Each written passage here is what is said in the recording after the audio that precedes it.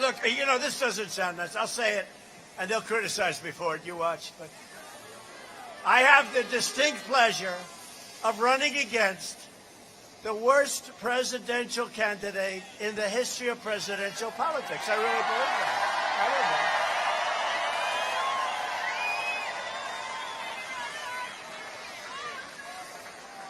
Can you imagine if I lost to him? I'd have to say I lost to the worst candidate ever put up. Don't do that to me, Michigan.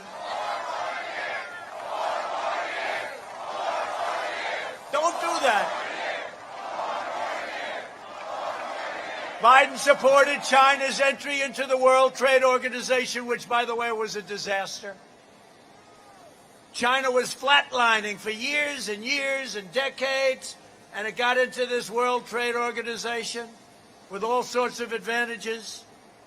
Just a terrible, terrible situation took place, and that's when China became a big, powerful economic power. But if you look at the numbers just before the plague, now the numbers are different. We were going up, up, up. We were beating them like a drum. They weren't even close. We were gaining, gaining, gaining. We were number one by far.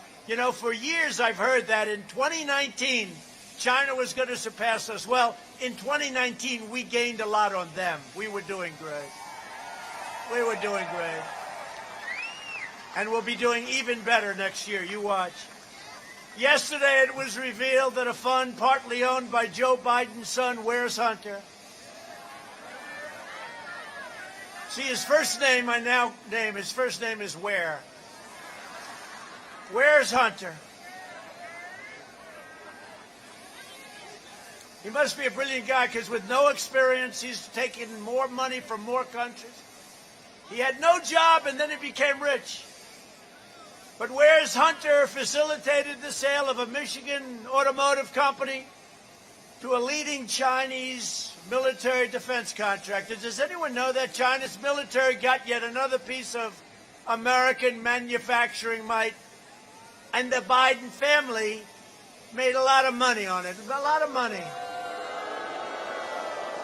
What about Ukraine? He got $183,000 a month, $3 million up front, and he had no experience with energy, working for an energy company, by the way. What's your experience?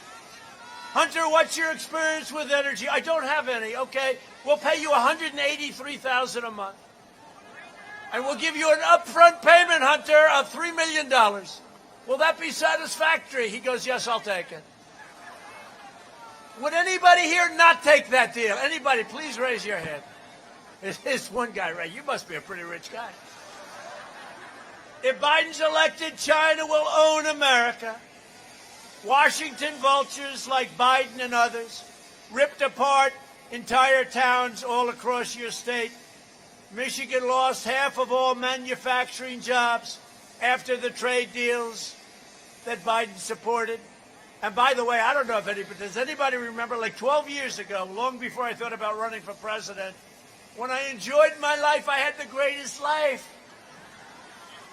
Where would we like to go? Let's go to Monte Carlo this weekend. Let's go. No, I had a great life, but I was honored. I was doing very well. I was honored in Michigan. Does anybody know that? I was given Man of the Year award by somebody. And I came in and I spent like 45 minutes talking about how you've been ripped off, how all your auto companies are leaving and going to Mexico, and by the way, to Canada too.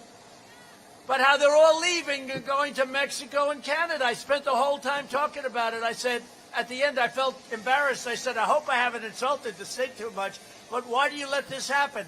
I stopped it. I stopped it. Won't be happening. Won't be happening. It's not going to happen anymore.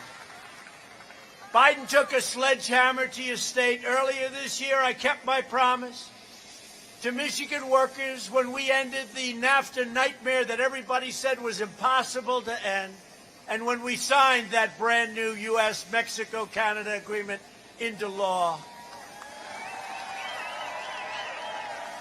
The USMCA includes powerful wage protections, to keep auto manufacturing jobs right here in Michigan. Now they have a tremendous disincentive to leave Michigan, fire all of our workers, go to Mexico or Canada, make the car or the product, send it in here without tariffs. We end up with closed factories, no job, and no taxes. That's not happening anymore. That's not happening anymore.